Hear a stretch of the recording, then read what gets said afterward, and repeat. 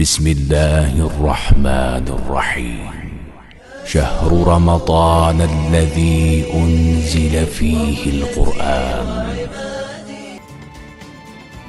بسم الله الرحمن الرحيم الحمد لله رب العالمين وصلى الله على محمد وآله الطاهرين۔ القدس کی اہمیت کے بارے میں اور اس دن ہم کیوں ریلیاں نکالتے ہیں۔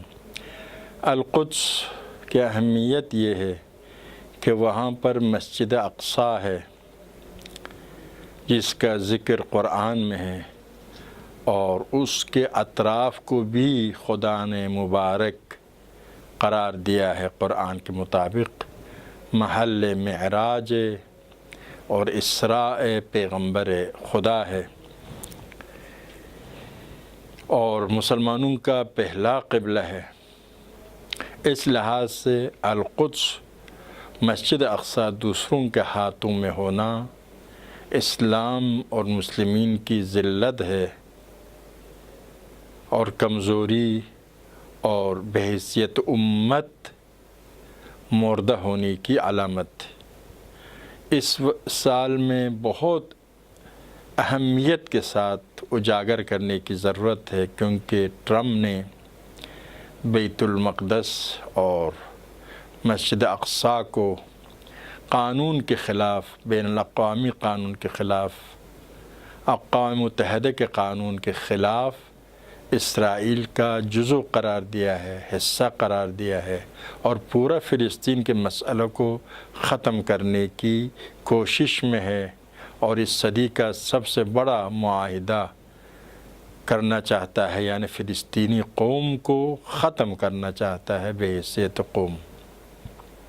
اس میں عرب کے خائنین ان کے ساتھ شریک ہے اور کسی پر پوشیدہ نہیں ہے، سب کو پتہ ہے کون ہے۔ قدس کی اہمیت، سب سے پہلی اہمیت یہی کہ وہ مسجد اقصیٰ وہاں پر ہے۔ دوسری اہمیت یہ ہے کہ ایک مسلمان قوم کو ملک بے در کر کے نکال دیا ہے، یعنی مسلمان قوم کو یہودی اس وقت انگریز کے دور میں 6% تھے، اور انگریز کے سازش کے ساتھ مسلمانوں کو چھوڑنے پر مجبور کیا، اور مجبور کر کے پوری قوم کو نکال دیا یا بالکل ناکارہ کر دیا۔ تو ایک مسلمان قوم کو اپنے وطن سے نکالنا، ایسی مثال پوری دنیا میں نہیں ہے۔ تیسری بات یہ ہے کہ دنیا کے وہ واحد ملک ہے جو ابھی تک استعمار اور سامراج کے قبضے میں ہے، اب تک آزاد نہیں ہوا ہے۔ چوتھی بات یہ ہے، جب بیت المقدس، انگریز نے بیت المقدس کی چابی کو یہودی افسر کے ہاتھ میں دیا، کہا کہ یہ صلیبی جنگ کے آخری فتح ہے، تو در حقیقت دنیا یہود و نصارہ کے اتحاد ہے مسلمانوں کے خلاف، اور صلیبی جنگ قرار دیا ہے انہوں نے۔ اور صلیبی جنگ قرار دینے کا مطلب کیا ہے؟ یعنی مسلمانوں کے ساتھ جنگ ہے، تو یہ وہ محاذ جہاں پر کل کفر کل اسلام کے ساتھ مقابلے میں ہے۔ یہاں پر اگر کفر جیت گیا تو پورا عالم اسلام اسرائیل کے ماتحت چلے جائیں گے، کیونکہ اسرائیل کا اثر بہت زیادہ ہوگا، وہ نمائندگی کرتا ہے امریکہ اور مغرب کا۔ اگر وہاں پر جیت گئے تو عالم اسلام نے سمجھو مغرب کو شکست دیا ہے، امریکہ کو شکست دیا ہے، تو عالم اسلام کی بالادستی اور برتری ثابت ہو جائے گی، اور امت کے درمیان جان آئے گی اور اعتماد بنفس پیدا ہوگا۔ اسی لیے یہ اسلام و کفر کی جنگ ہے۔ تیسرا نقطہ یہ ہے کہ یہ امت مسلمہ کے اتحاد کا سرچشمہ ہے فلسطین کا مسئلہ، یعنی فلسطین کے مسئلہ، بیت المقدس کے مسئلے پر سارے مسلمانوں کے اتحاد۔ عالم اسلام کے سربراہی کانفرنس اسی وجہ سے وجود میں آئی اور اب بھی فلسطین اور مسجد اقصی ہر مسلمان کے دل میں بستا ہے، اسی لیے امت مسلمہ کو متحد کرنے کے بھی ایک اہم ذریعہ ہے، اور امت اپنی طاقت کا مظاہرہ، ایمان کا مظاہرہ اسی کے ذریعے کر سکتی ہے۔ یہ تمام اہمیتیں قدس کے مسئلے کے لیے حاصل ہے۔ یہ مسئلہ عالم اسلام کے کسی اور مسئلے کے لیے حاصل نہیں۔ کشمیر اگرچہ وہاں پر بھی جہاد واجب ہے، لیکن کشمیریوں کو ملک بدر نہیں کیا گیا ہے، ایک قوم کو نابود نہیں کیا گیا ہے، لیکن بیت المقدس میں فلسطین نے پوری قوم کو نابود کرنے کی کوشش کر رہا ہے، پوری قوم کو ملک بدر کیا ہے، اور پھر قبلہ اول ہے۔ یہ مسائل ہے، اس لحاظ سے ہم کشمیر کے مسئلہ کو عالم اسلام کے مسئلہ بنانے سے عاجز ہو گئے، جبکہ جمال عبد الناصر، امام خمینی وغیرہ نے، جمال عبد الناصر نے فلسطین کے مسئلہ کو عربی مسئلہ بنایا، پورا عالم عرب متحد ہو گئے، اور امام خمینی نے اس مسئلہ کو اسلامی مسئلہ بنایا اور امت مسلمہ کو متحد کیا قدس کے حوالے سے۔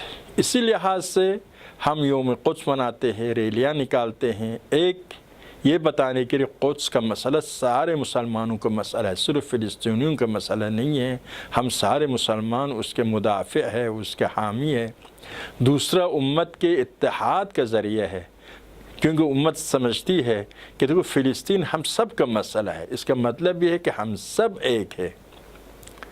تو فلسطین کے مسئلے سے امت مسلمہ سمجھ سکتی ہے ہم سب کی درد ایک ہے، ہم سب کے علاج ایک ہے، ہم سب کے دشمن ایک ہے، ہم سب کے دوست ایک ہے۔ اسی لیے ان آخری ایام میں دشمنان اسلام، ٹرمپ وغیرہ نے کوشش کی ہے یہ ثابت کرنے کی تمہارے دشمن ایران ہے، شیعہ ہے، اسرائیل نہیں ہے، یہودی نہیں ہے، تم اسرائیل کے ساتھ متحد ہو جاؤ، یہودیوں کے ساتھ متحد ہو جاؤ، ایران کے ساتھ جنگ کرو۔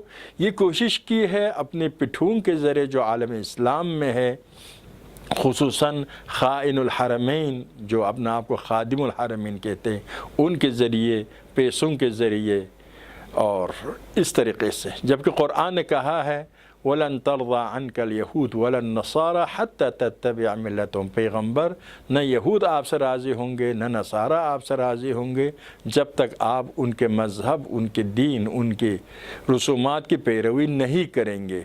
اس بنا پر جو بھی اسرائیل کے ساتھ، جن سے بھی اسرائیل راضی ہو، جن سے بھی ٹرمپ راضی ہو، وہ یقیناً مسلمان نہیں ہے۔ قرآن کی اس آیت کے مطابق لن ترضى عنك اليهود ولا النصارى حتى تتبع ملتهم، جب تک ان کی پیروی نہیں کریں گے۔ تو ہم یوم قدس کو مناتے ہیں تاکہ یہ اس دن کو زندہ رکھے، فلسطین کے دن کو زندہ رکھے، اور امت مسلمہ کو اتحاد کا پیغام دے، دشمنان اسلام کے مقابل میں مسلمان متحد ہو جائے، کم از کم اپنی اسلامی اخوت اور درد کا اظہار کرے، اپنے انسان ہونے کا ثبوت پیش کرے۔ پیغمبر فرماتے ہیں من اصبح ولم يهتم بامور المسلمین فلیس بمسلم، کوئی صبح اٹھے، جاگے اور مسلمانوں کی فکر میں نہ ہو، وہ مسلمان نہیں ہے۔